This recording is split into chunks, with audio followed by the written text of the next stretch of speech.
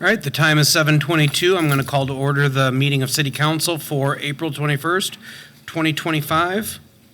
Could we have the roll, please? Certainly. Councilmember Brown. Present. Councilmember Carter. Here. Councilmember Garza. Councilmember Hussein. Councilmember Jackson. Councilmember Cost. Councilmember Peli Vonnegut. Councilmember Spatafor. There are 8 members present, a quorum. We are to the meditation and pledge of allegiance. Does anyone want anyone to be remembered tonight?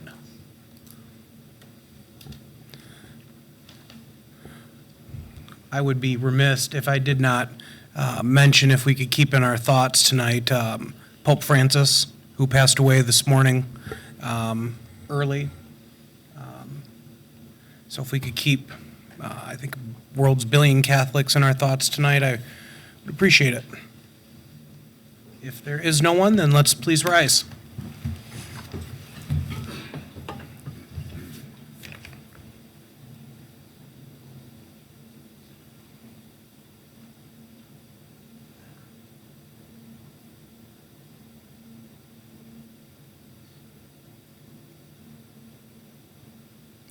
Thank you. I pledge allegiance to the flag of the United States of America and to the republic for which it stands, one nation, under God, indivisible, with liberty and justice for all. You have for your approval the April 7th council proceedings. Vice President Carter. Yes, I make a motion to approve the April 7th, 2025 minutes as presented. Do we have any further discussion? Seeing and hearing none, all those in favor say aye. Aye. Oppose? Passes unanimously. And we are to special ceremonies. We have the appointment of Michael Malik Brown as a member of the Lansing Public Media Authority. Vice President Carter. Yes, so we had Michael Malik Brown here earlier today in Committee of a Whole, and there was a lot of passion expressed with his presentation, or I should say his conversation on his appointment for this particular term of Lansing Public Media Authority to expire on June 30th. So again, there was a lot of conversation regarding his history with Lansing, his family, his roots, his love for music and the media, and the various hats that you've worn over the years.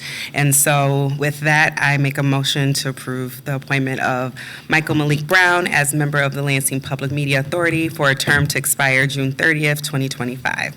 Okay, we have proper motion in place. Any further discussion? Seeing and hearing none, all those in favor say aye. Aye. Oppose? Passes. Congratulations.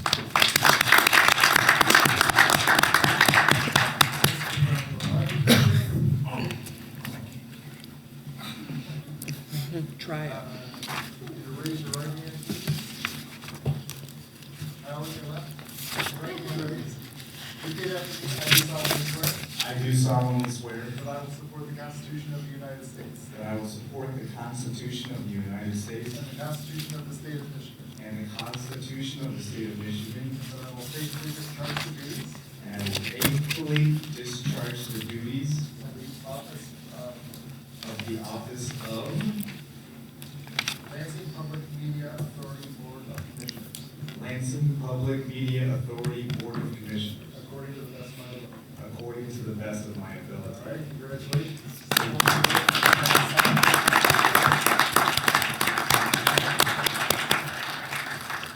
Thank you. Thank you. Other special ceremony isn't here, so we're doing comments by council members. Okay, does anyone have any council member comments? Councilmember Hussein. Yeah, just real quick. So the Rejuvenating South Lansing meeting for April will take place tomorrow, April 22nd at 6:30 p.m. As always, they will meet at the Elfrida Schmidt Southside Community Center in the Sandy Allen Room, and that is at 6:30 p.m. again at 5825 Wise Road. They actually have special guest Emily Stevenson, who is our manager of leisure services, with the city of Lansing. She will be on hand to discuss programming and opportunities. And then they, following the featured speaker at each RSL meeting is always what they call kind of a power hour. And so they will talk about various issues within city government, but also issues that are specific to South Lansing. The Luton Rich Neighborhood Association meeting typically is held the third Thursday in April, or in any month, really.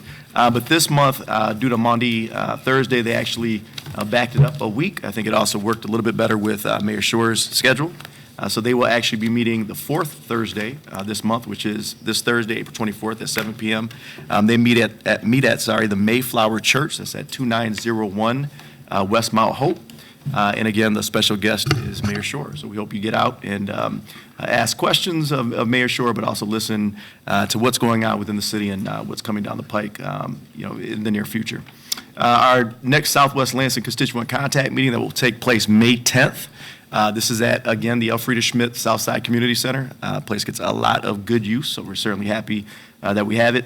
Again, that's at 5825 Wise Road, 10 to 12 noon. We will have Representative Angela Whitwer on hand to talk about issues that are pertinent to the state, things that are happening right now, budget items, and then we will take a deep dive into the City of Lansing's budget, and then also discuss issues that are pertinent to South Lansing. And then there were a few announcements that I promised Churchill Downs Community Association that I would announce. First, they are having their first ever Derby Day. That will be May 3rd from 2 to 5 p.m. If you're not aware, that is the same day that the actual Derby Day occurs at Churchill Downs in Louisville, Kentucky. And so they are going to hold that. And it will include food, yard games, live painter photos, and best hat contest. So if you have a great hat, wear it. If you don't have a hat, that's fine too. And then lastly, there is an annual yard sale with the Churchill Downs Community Association, and that is May 17th from 9 to 5 p.m. So obviously they're looking for not only neighbors to participate in that, but also folks not just in Churchill Downs to serve as patrons essentially to those yard sales, but people from all over the city. And then lastly, I wanted to thank, I was at their Churchill Downs meeting this past Tuesday, and I wanted to thank Officers Murdoch in Washington. We had two fantastic officers that were there, incredibly patient with the group. I thought very informative and empowering. And I actually texted the chief of police just sitting there. Just really thankful for these two guys, these two true public servants. And it made me think about all the neighborhood meetings that we all go to. And it seems like every meeting we go to, there is somebody from city employment there providing information, working to be informative, empowering, taking issues back to the city.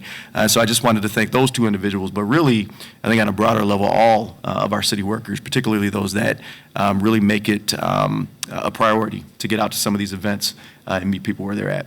Thanks. Okay, do we have any other comments? Councilmember Pelli-Vonnegut. Thank you very much, President Cost. So budget is the hot topic that is going on right now for a variety of reasons. And so we would like to invite you to the at-large member constituent contact meeting. As we said earlier this year, we will be holding, the at-large members will be holding a constituent contact meeting in one of each of our wards throughout the year on a quarterly basis. And we will be meeting this coming Saturday, April 26th from 10 a.m. to 12 p.m. at the Capital Area District Library South that is located at 3500 South Cedar Street. We will have Jake Brower on hand to help us answer any questions you may have. We're there to take your input as community members. So please feel free to join us this Saturday from 10 a.m. to 12 noon. Thank you. Okay, any further comment? Seeing none. All right, thank you. I do have a couple of things. Just want to remind folks that tomorrow is the filing deadline. Tomorrow at 4 p.m. is the filing deadline for the offices, city offices that are up this year, mayor, city clerk, two of the at-large council positions in the 2nd and 4th ward. I also want to thank our intern, Haley Reinhardt, who has been with us for the past several months. Tonight is her last council meeting with us. I also want to congratulate her. She will be graduating with a Bachelor of Science degree in Political Science and Pre-Law. So thank you, Haley. And with that, we are to community event announcements. If anyone in the audience has a community event, we'll give you 1 minute to tell us the details. Thank you. Is this thing on? I'll just speak. So on this Wednesday at 6 p.m., there's going to be a neighborhood resource summit, and the Old Everett Neighborhood Association will be a vendor for said event. We are looking to give out flyers for our upcoming picnic, as well as possibly getting people interested in joining our association, as well as maybe helping volunteer with setup for said picnic. So hope to see you there at the Resource Center on Wednesday. Thank you. Other community events? Hello, I'm with The Rent is Too Damn High, and we'd like to invite the community to join us and the MSU Housing Law Clinic for a discussion on tenants' rights, local housing laws, and building power in our community. And food will be provided. We're going to meet on April 23rd from 6 to 8 p.m. at the Fledge to do that. Thank you. Thank you. Other community events? Good evening. Heath Lowry from the West Side Neighborhood Association, where I serve as president. This Wednesday, we'll be having our monthly meeting at Let's Community Center at 6 p.m. That's always the fourth Wednesday of every month. But also, we'll be having the first in a series of park cleanups this Saturday, starting at 9 a.m. at the park around Let's Community Center. So we hope to see you all there. And if you have any questions, you can reach me at board@WNALansing.com. Thank you. Thank you. Any other community events?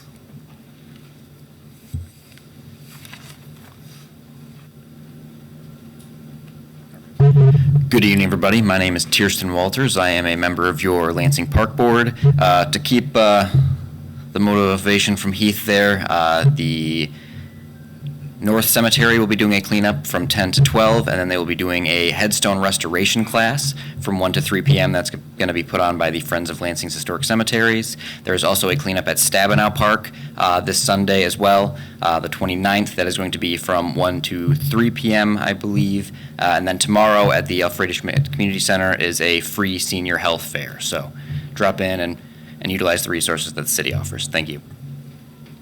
Thank you. Any other community events? All right, then I'll announce at this time that if you wish to address City Council on legislative matters, you need to sign up on the blue sign-up sheet in the back in the next minute or so. And public comment on legislative matters does include items 4 and 5, the public hearings, as well as items 7 through 29 on the agenda. So give you another minute or so to sign up, and with that, we are to the mayor's comments. Mr. Lawrence.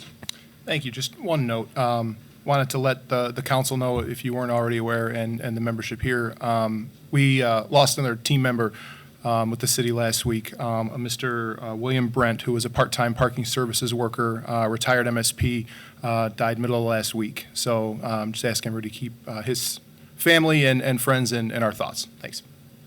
Thank you. Okay, then we are to public comment on legislative matters. Again, it's items 7 through 29, plus the public hearing. Item 5 is amending Part 12, Title 6 of the Form-Based Zoning Code, and item 6 is Community Development Block Grant Annual Action Plan. An overview? Yes. Councilman Garza. All right, thank you, Council President. So tonight we have the scheduled public hearing for amending Part 12, Title 6, Form-Based Zoning Code, Second Amendment. So what that does is updates our zoning regulations to improve implementations of mixed-use and neighborhood scale development. The amendment clarifies buildings' frontage standards, height transitions, and site design requirements, and adjusts certain use regulations to better align with the city's master plan and development goals. These changes aim to promote walkability, preserve neighborhood character, and provide clear guidance for developers and residents. Thank you. And then I have Vice President Carter. Yes, we had Ms. Doris Witherspoon here at our last committee of the whole on March 24th, just to share a little bit of information regarding the CBG budget presentation or budget action plan for the fiscal year of 2025-2026. This will come back to committee of the whole on May 5th. Okay. Okay, I want to acknowledge we got 3 communications in support of the zoning amendments from Jennifer Grau, Rowan Price, and Mike Dombrowski. And here to address us tonight, we have Joan Nelson, followed by Julie Vandenboom.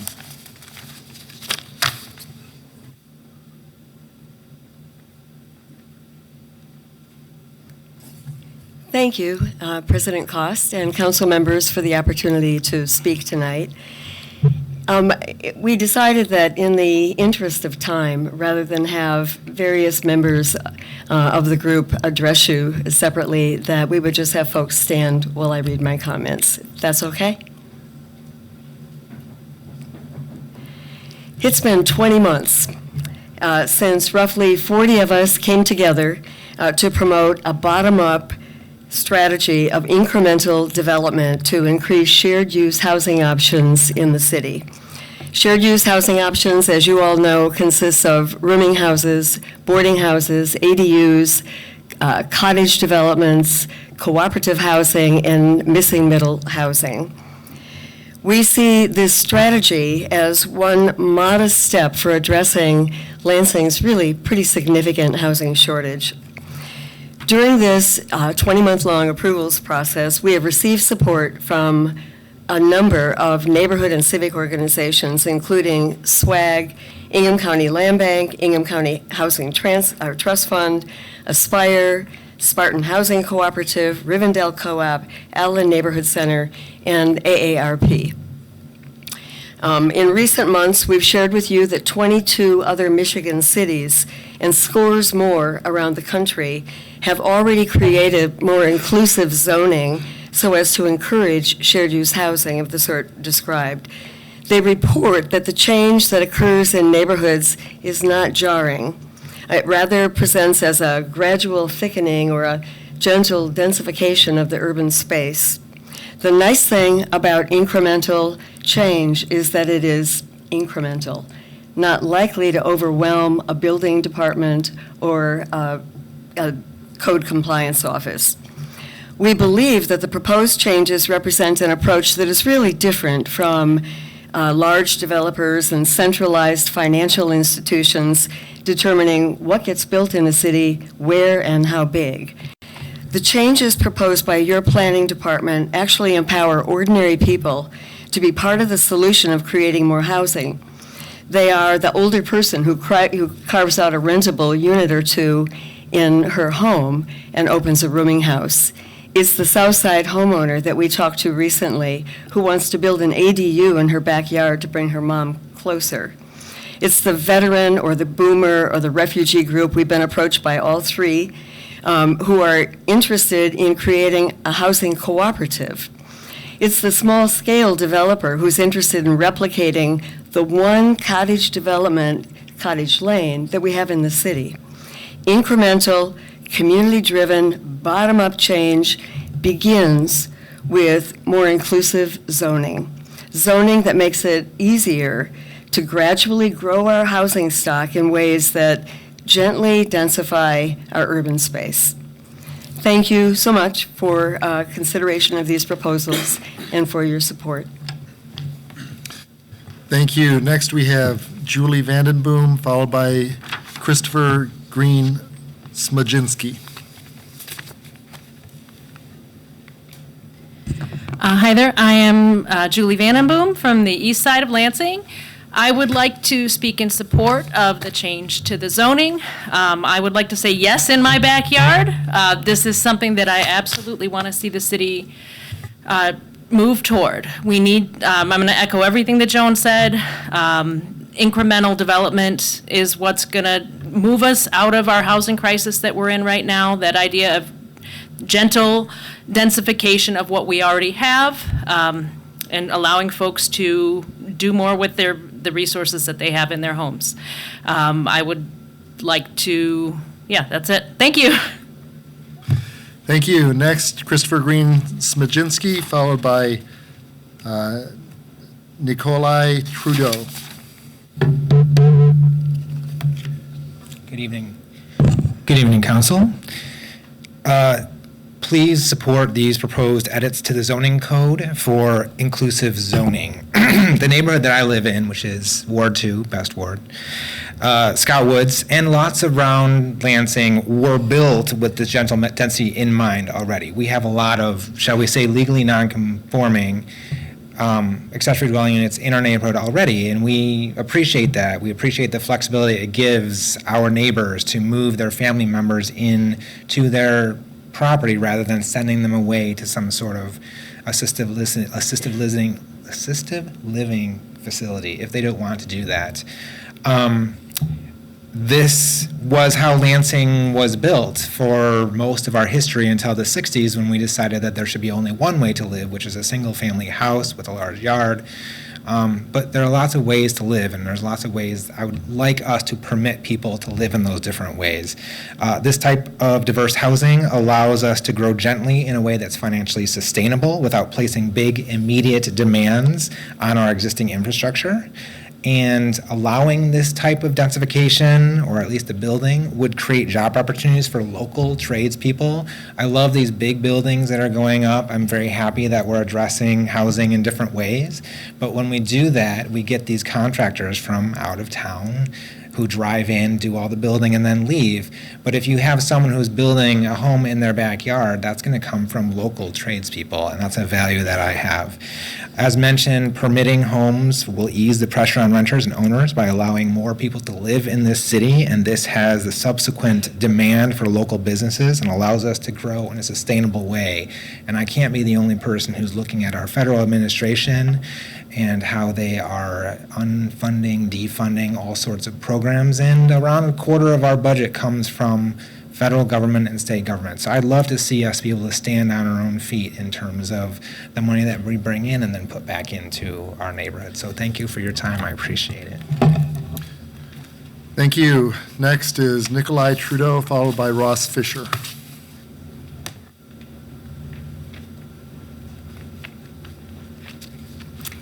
Hello, thank you. I am here to speak in support of the zoning changes. I think that a plethora of options is a really exciting prospect for the city. I've lived in lots of like large houses with many roommates situation, and that's a good option. But I think that more cottage developments, like was talked about, is really exciting for the kind of community that I and lots of people that I know are trying to build in Lansing, where you get a little bit more privacy and can also have a lot of access to neighbors in a more friendly, inviting communal sense, having dedicated space to share together that doesn't take up the street where you need a permit for it, technically. And also, I think that it would be really exciting to get to explore the option of an accessory dwelling unit. I have a mother-in-law that I think would want to move here and live with us if only we had the space. So, thank you.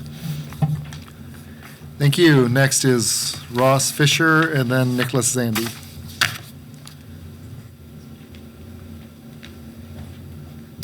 Ross Fisher. I live in the First Ward. I am the co-chair of Rent is Too Damn High, and I've been a renter in the city for 10 years now, and I wanted to show my support for the proposed changes to our zoning. I think as has been mentioned, we need a lot more housing options as opposed to relying on primarily single-family housing. And I really am excited about the opportunity to expand cooperative housing in the city. I think it's a great option that's currently underutilized, and I would encourage the council to pass these changes. So thank you. Thank you. Next, we have Nicholas Zandy.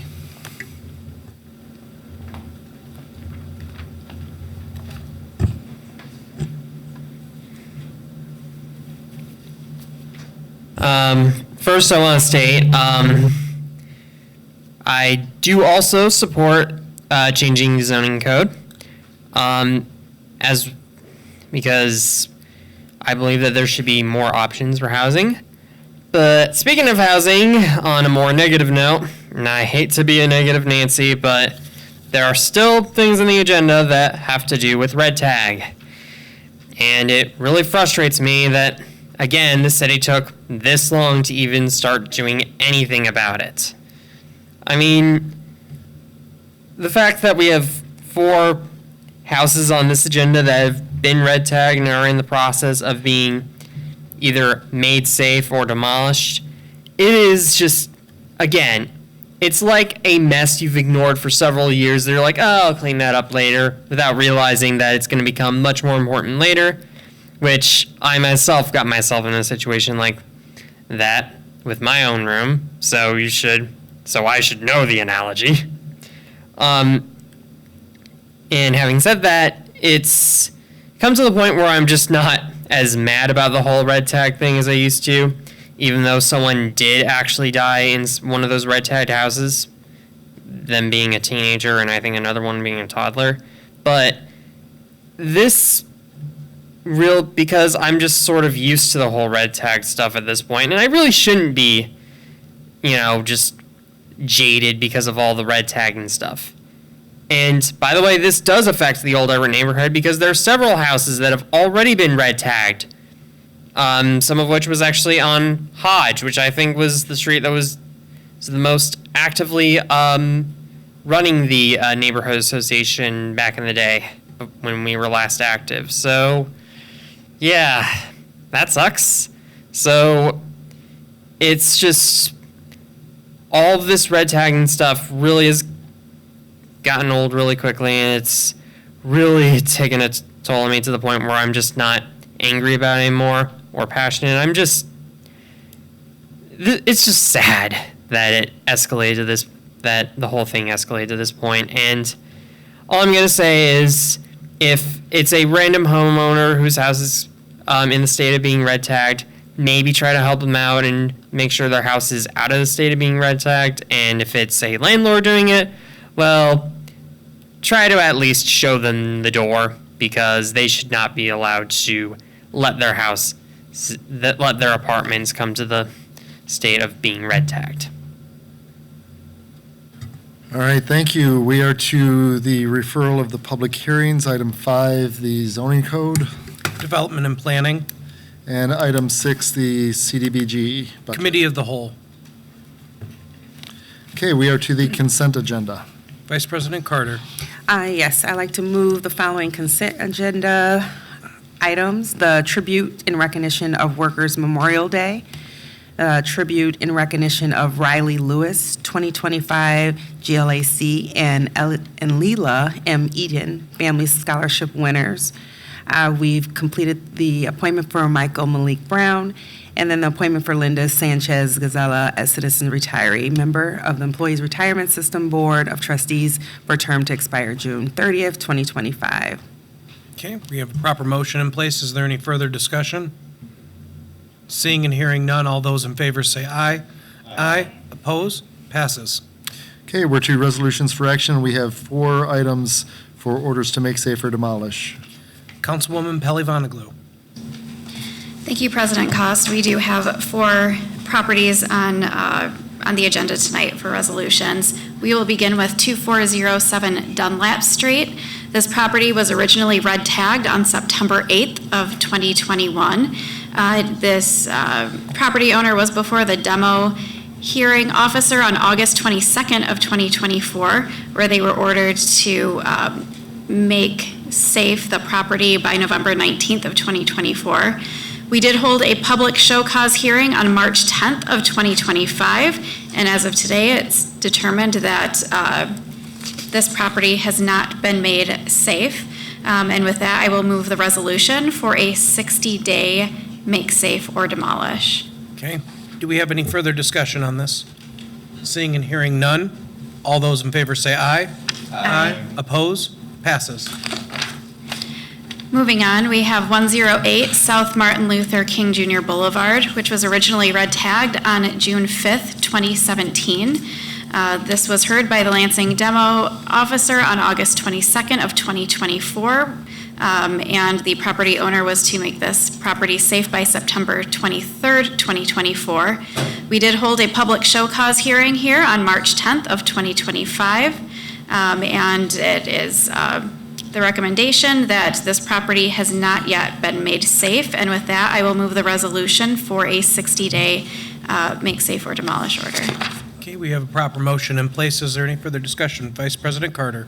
Yes, this particular property is an indirect family member that has partial ownership. So with that, I'm asking council to make a motion to recuse myself. Okay, we have a motion for recusal. Is there any further discussion on that? Okay, all those in favor say aye. Aye. Oppose? All right, you are recused. So then we move on to the question of the original motion. Any further discussion on that? Seeing and hearing none, all those in favor say aye. Aye. Oppose? Passes 6-1. Councilman Jackson oppose. Councilwoman Pelli-Vonnegut.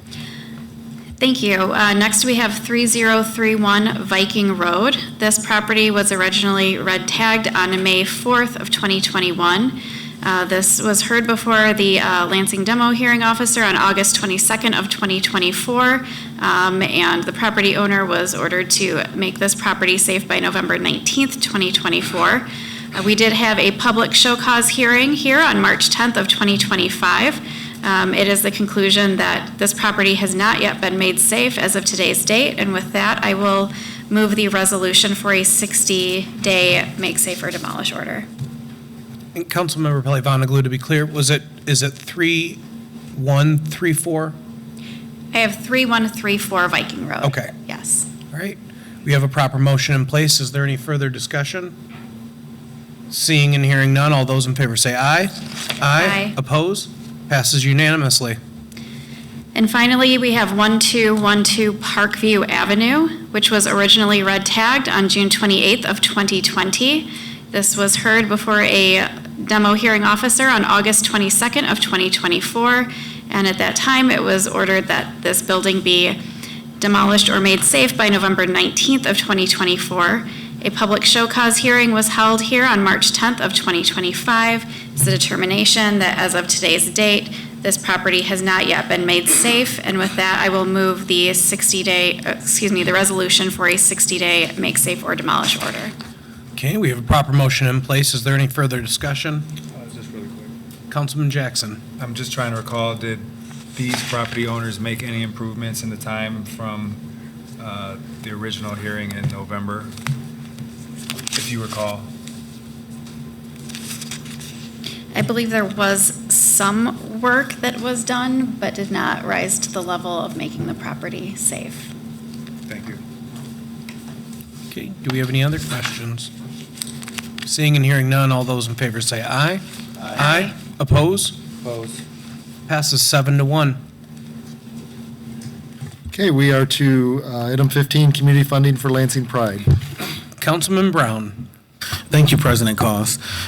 We have a substitution for request for Lansing Pride request 500 to defray costs for their special event, which has been a wonderful event with almost 25,000 attendees. They're looking at approximately 30,000 attendees this year. The maximum total amount of community funding account to be awarded for organization is usually 500. Committee met on April 17th of operations and reviewed and requested and approved a $1,000 funding request. The substitution before you all should have just changes in old finance account to have it updated accurately for now. Okay.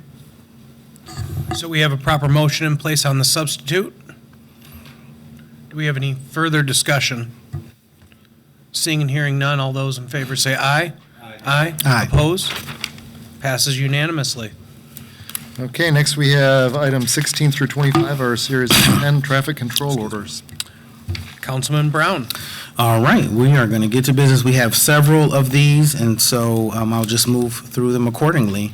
We have traffic control order number 2413 for 500 West Ionia Street to increase available on-site parking in the 500 block of West Ionia Street in the city.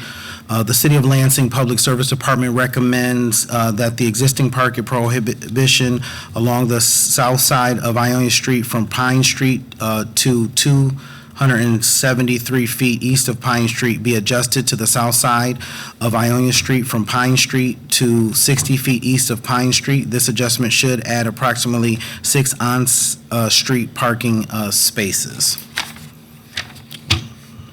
Okay. With that, make a motion. All right, proper motion in place. Any further discussion?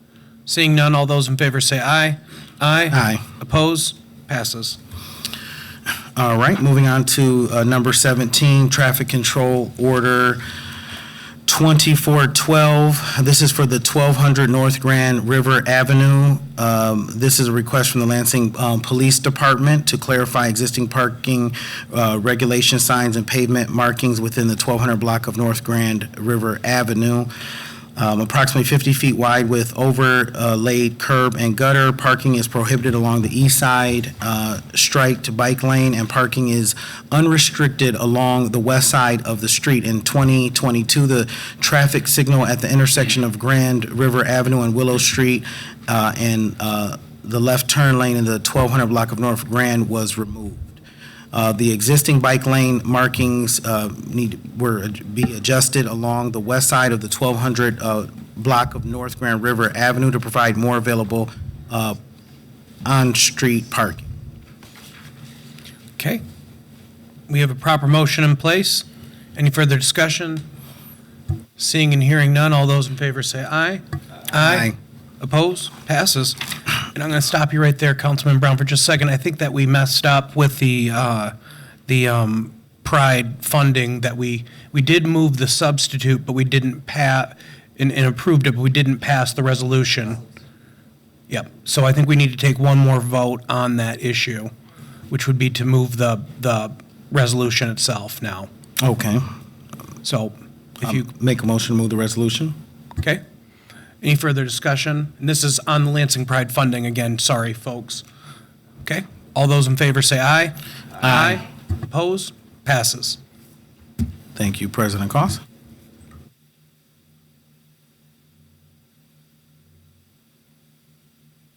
Councilman Brown?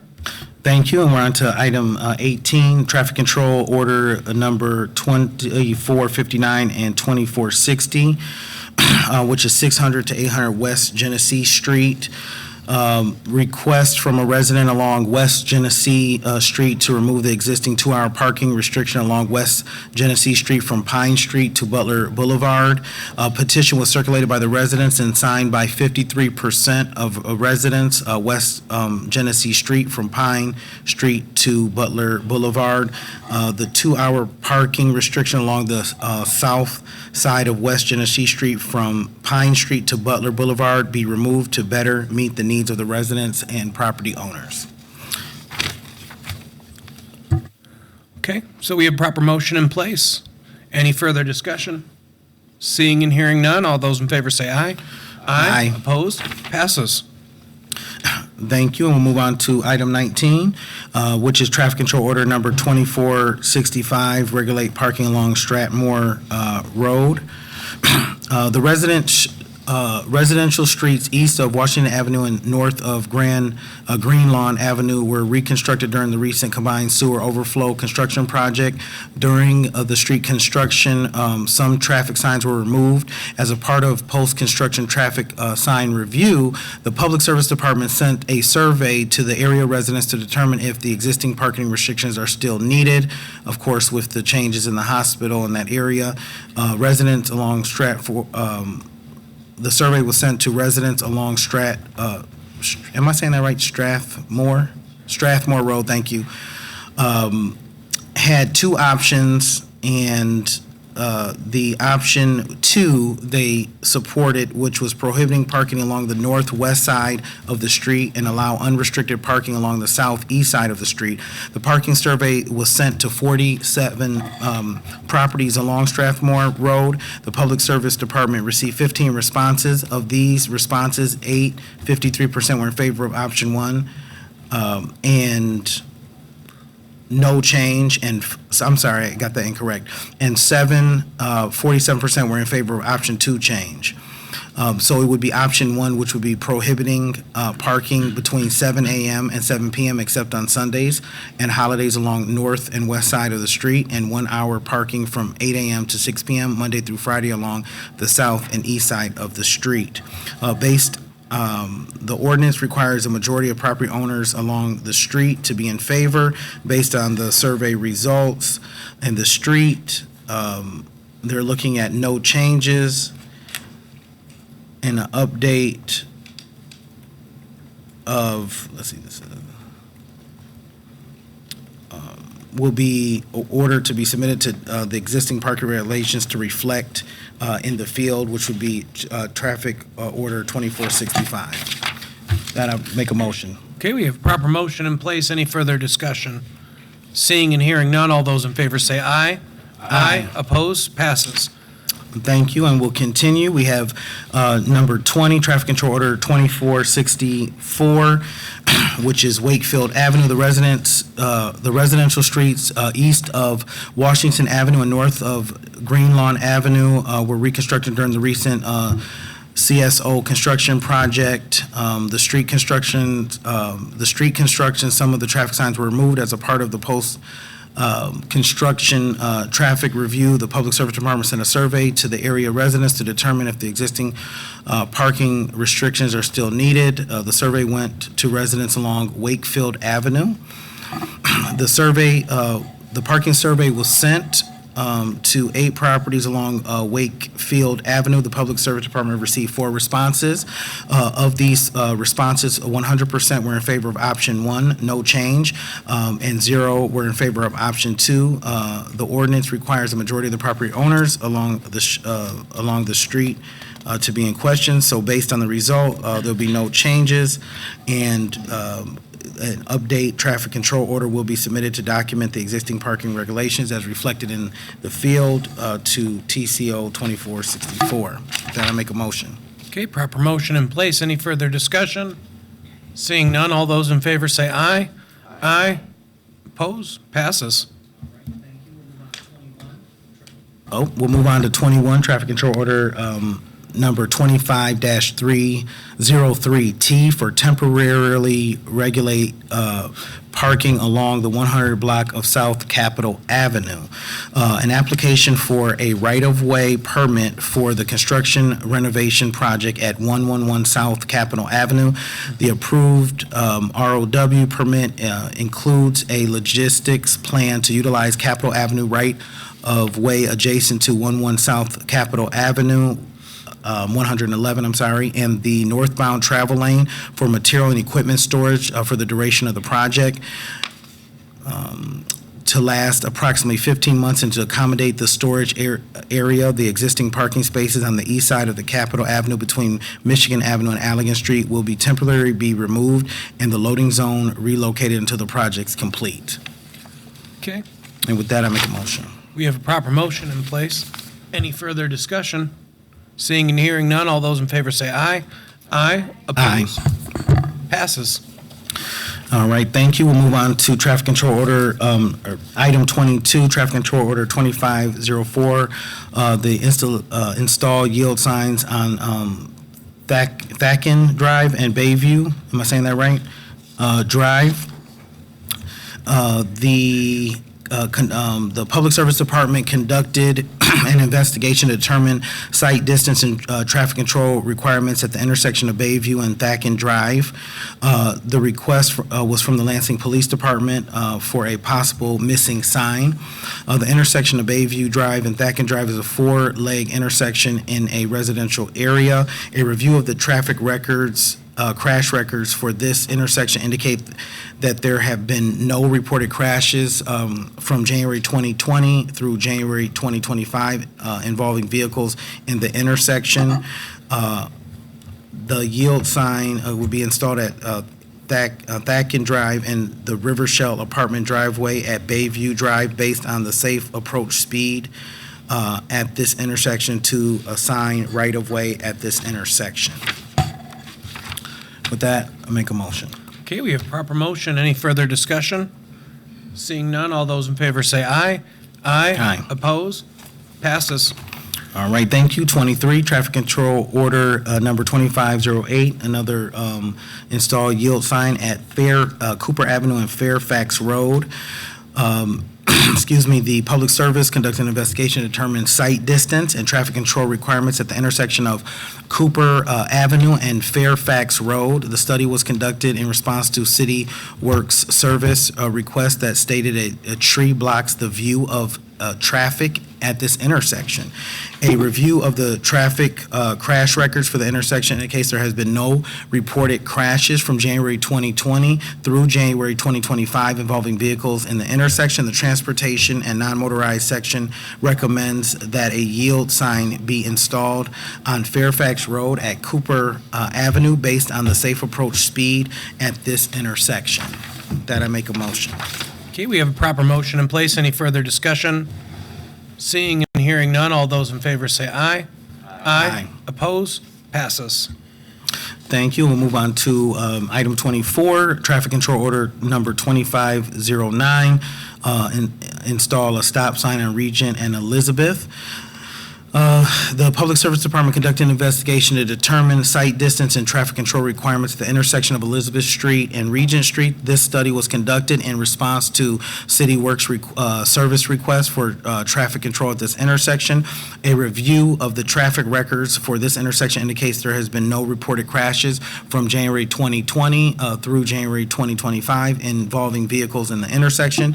The transportation and non-motorized section recommends that a stop sign be installed on Regent Street at Elizabeth Street based on the safe approach speed at this intersection. With that, I make a motion.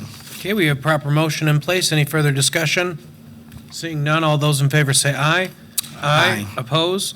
Passes. Thank you. And item 25, traffic control order 2510, regulate parking along Tranter Street. Public Service received a request to change the parking regulation along Tranter Street to allow residents along Devonshire Avenue easier access to the backside of their property.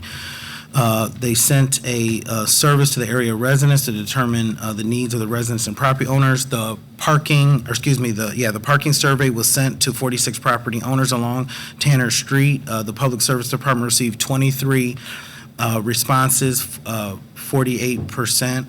Of these, 30% were in favor of option 1, no changes, and 16 responses, or 73%, were in favor of option 2, change. Parking restrictions be changed is the recommendation to prohibit parking along the west side of Tanner Street and allow parking along the east side of Tanner Street except where prohibited near intersections and driveways. And with that, I make a motion. Okay, proper motion in place. Any further discussion? Seeing none, all those in favor say aye. Aye. Oppose? Passes. Okay, we're to item 26, Act 51 street certification. Okay, Councilmember Brown. Let me pull this here. We have the Act 51 is just updating to include additional 685.56 feet. Street certification, updating the records from Colchester Road, Rysdale Avenue, and Perkins Street for a total of about that. They said it's just a few $1,000s additional funding that we will receive, but of course, going through the whole city, they said we want to update that now. So with that, I make a motion. Okay, we have a proper motion in place. Is there any further discussion? Seeing and hearing none, all those in favor say aye. Aye. Oppose? Passes. Okay, item 27 is a noise special permit. Councilmember Brown. Thank you. Item 27, we have a noise special permit from the Hoffman Brothers request to allow for the combined sewer overflow 19 project. And you should have a map of the area in your packet. And with that, I make a motion. Okay, we have a proper motion in place. Any further discussion? I guess, could you tell me what the noise permit, what hours they're looking for? It's going to be for weekend work or? Yeah, this is we had quite a bit of conversation in committee, and this is for the Saturday work. Okay, Saturday? Yeah, the standard times, I don't have it, 8 to 4? Yeah. Councilman Spatafor. Yeah, we had quite a bit of discussion, as the chair mentioned. The original waiver request was for 2 years for every Saturday during the construction season. So given the conversation in the committee, we did understand the need for why it might be necessary this year. There's some Saginaw Street work that needs to get done on the tail end of the project that's dependent on state funding for the current fiscal year and might not be there next fiscal year. So we amended it to 1 year and asked that they come back and request if there's more time that's needed. I think, if the chair doesn't mind, we had a lot of conversation in the committee around noise waivers in general and how there seems to be an assumption from construction companies and vendors that bid on these projects that the noise waiver will just be granted for 2 years indefinitely throughout the project. At least the committee is signaling that that's not the case, and that's up for the council to decide, obviously, as well. But that was the discussion that was had after this was approved is, okay, it appears this was built into the schedule based on the funding sequencing. But in future, that assumption probably should be the exception, not the rule, and maybe those waivers come later in the construction season when it has been 6 weeks delayed or a lot of rain that necessitates a noise waiver. But as we hear more and more from our residents that these projects are invasive and loud and very hard to deal with. They don't want them 6 days a week unless absolutely necessary. I think the committee's taking a longer and harder look at those noise waivers. And I think the administration was amenable and put on notice that might be something we're considering as a committee and then maybe as a council too. So, all right. Thank you. Thank you, Councilman Spatafor. And to add to that, they talked about their process, RFP allowed, their RFP process, or their bid process allows for that. So when they bid the project, it's already baked into, include those Saturdays. So we're also not, doing all due justice as well. It's not that they're bidding one thing and then saying, oh, now we need more time afterwards. As a city, we're participating or supporting that from the beginning, so. All right, I've got Councilman Garza. Yeah. All right, thank you. I just wanted to add a little more to that. As us three all sit on that committee, they did mention that this was a 2-year request, and Councilman Spatafor said, let's look at the first year.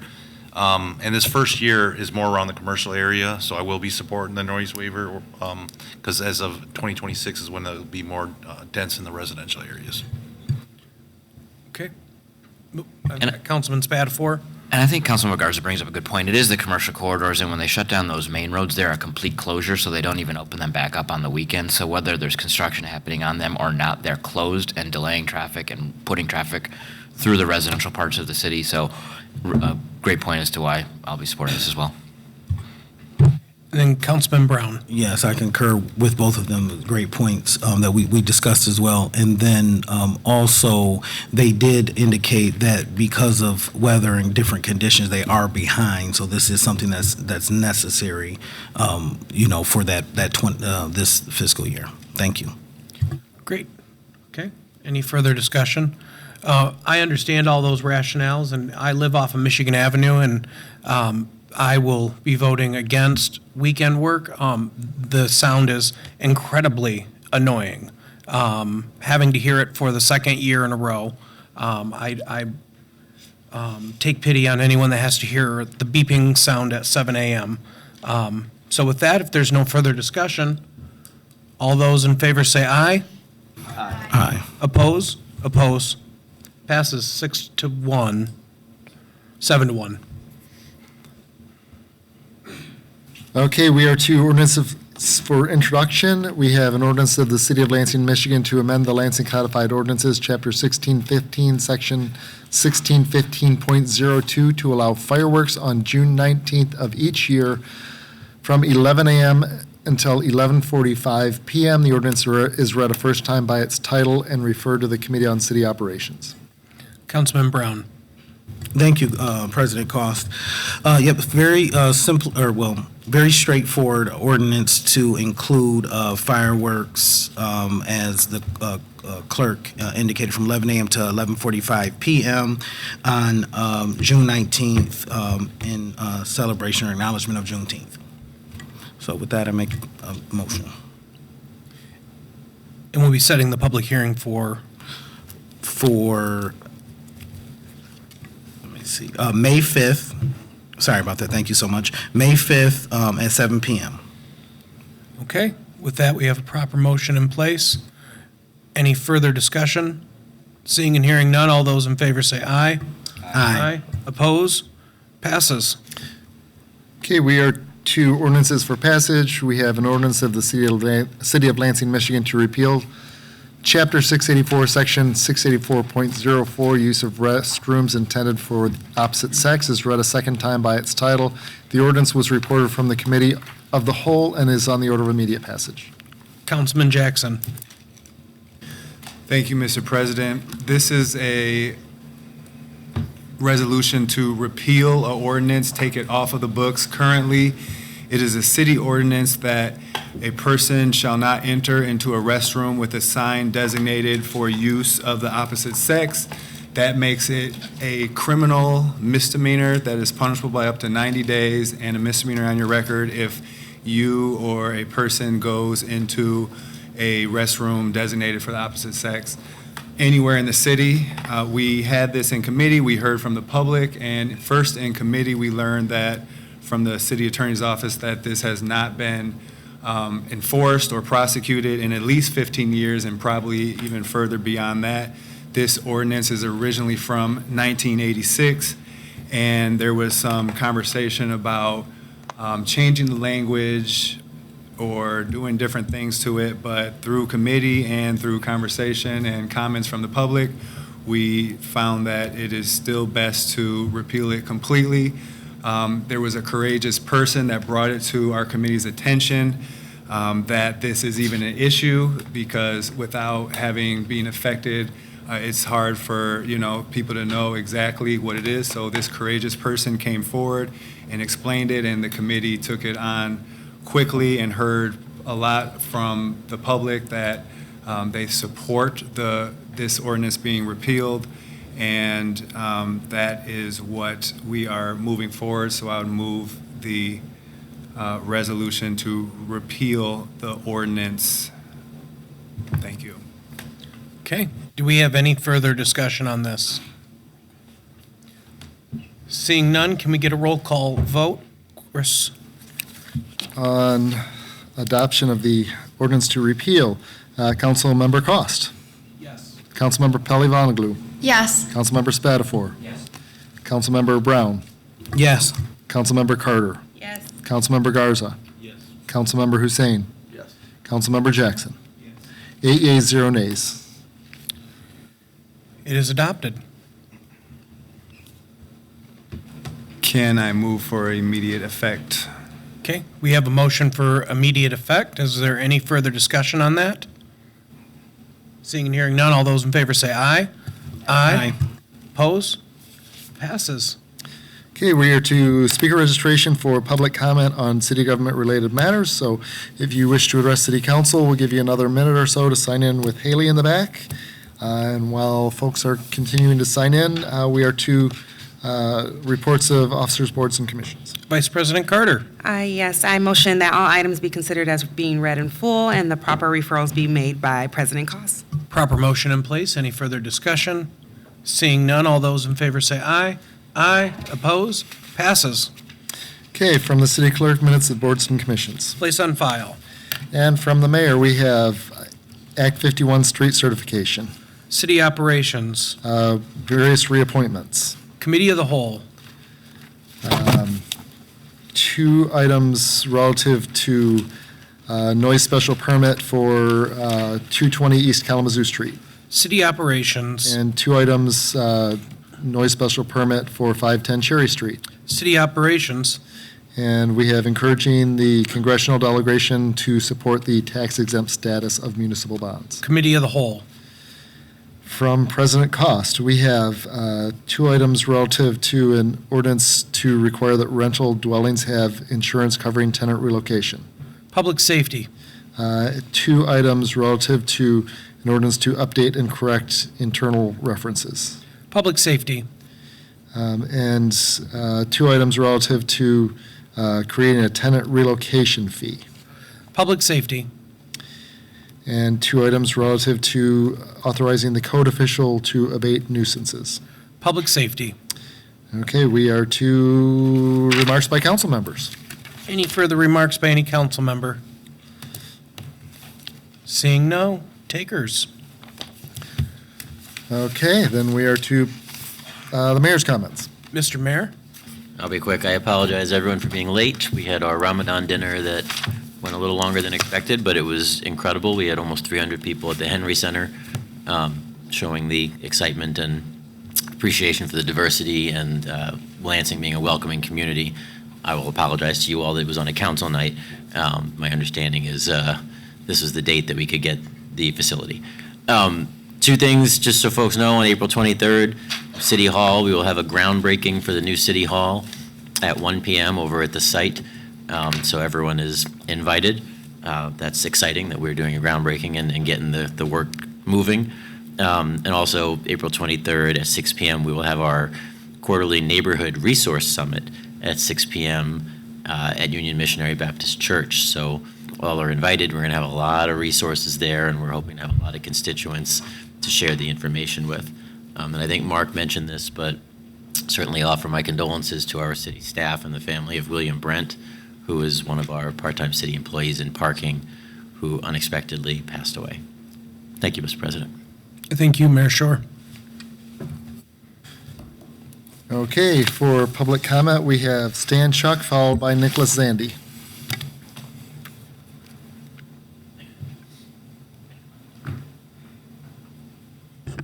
Good evening, Stan Shuck. I'm going to address some of the compost stuff. You know, we're raising this 2% a year.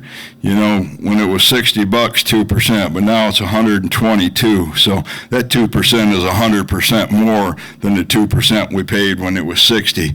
So as that goes up, so does that 2%. And it's climbing. You know, what's the ceiling on collecting compost and recycling for us?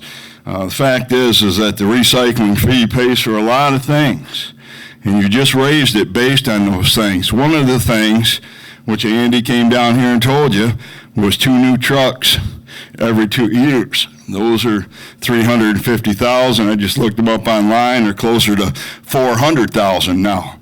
So as we procrastinate in buying these trucks, we're going to end up paying more and more for those. But last year, the city actually rented a truck. And this year, they rented 2 trucks for composting. By my math, that's almost $800,000. Where's the money? We're supposed to be buying these things. The fact is that most of the public service complex has been built with recycling money. From the current city garage, which was originally $11+ million in recycling for a transfer station. Then we built a salt barn, almost $5 million. Last year, you got a recycling grant from the state to buy a front-loading truck, which still hasn't arrived. You used the other money to tear down the old salt barn where the drop-off center is going to be. You actually added onto the public service building a couple of stories so you could facilitate recycling in parks and everything in one location. These are all recycling and compost dollars that are being used to do this. And I don't think that that is what the people of Lansing are looking at when they're paying a recycle and compost fee. It pays for street sweeping. You know, we raised that to maintain current levels. As soon as it rose, you cut that by 1/3. You cut the pickups in half. Everything is being reduced and the cost is being increased, and we're using the money for things that I'm sure people have no idea that we're using them for. And I think it needs to be reassessed. Was I assessed for new trucks, or was I assessed for a couple of rentals for a few months? That's money you're taking away from people. The fees and the taxes in this town are making people flee. You're taxing and feeing people out of their homes. And I wonder, you also just raised the refuge fee. Thank you. Why'd you do that? It's higher than any of your competitors. Are you Thank bringing you. it in-house? Nicholas Sandy is next, followed by Kelsey Breon.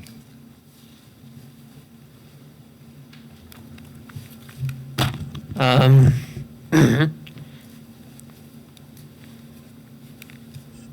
ahead.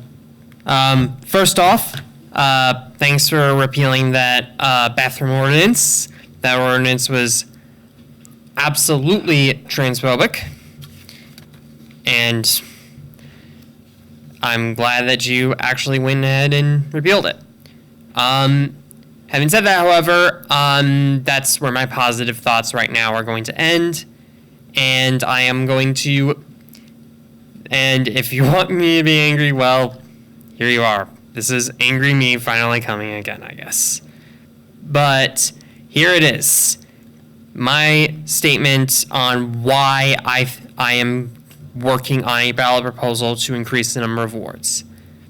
And that is because the Lansing City Charter Commission clearly failed in their mission to increase the number of wards. That was really the main reason they were brought up in the first place, and they just ignored it. They only really increased the number of wards by like 1 seat, and to compensate for that, they got rid of a seat instead of, adding one, which is just shows that it's just completely useless and not a very kind gesture. It doesn't really help anyone. Anyone who currently likes the at-large as is won't like it, and and I'm sure the state clerk's office is going to get mad because now they got to waste their time creating one more measly ward.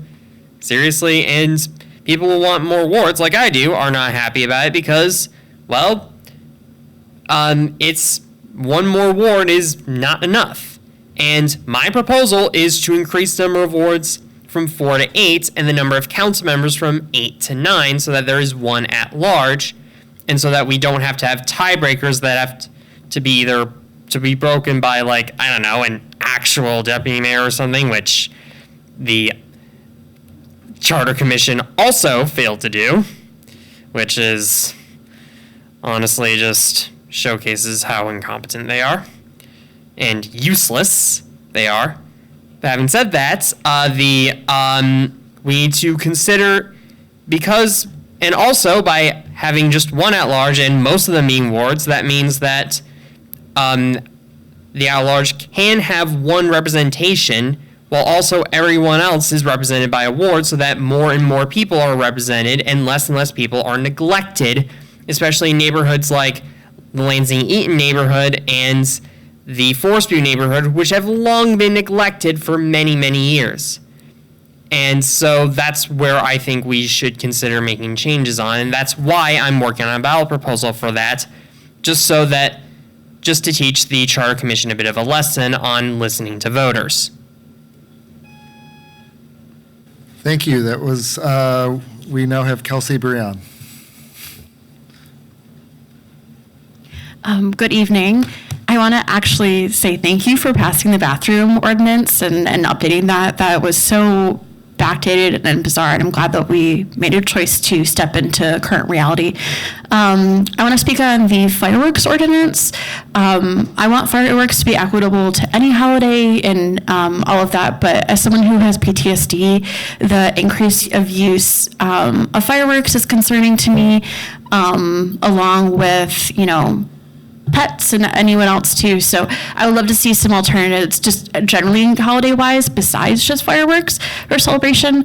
There's been lots of new products coming out and stuff, and so I know that Lansing has like a drone thing we did before, so I would love to see some increased use or desire to use those.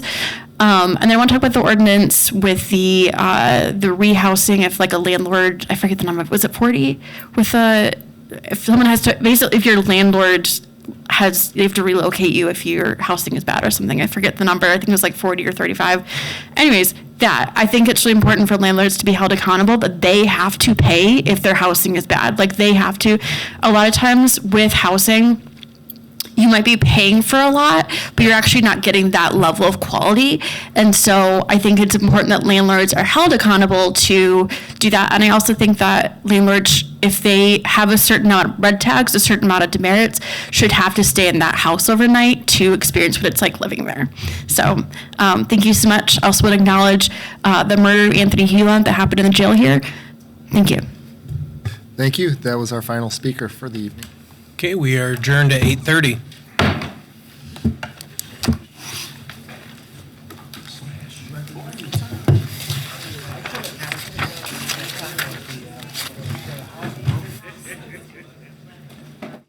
Like in the West Bank these days.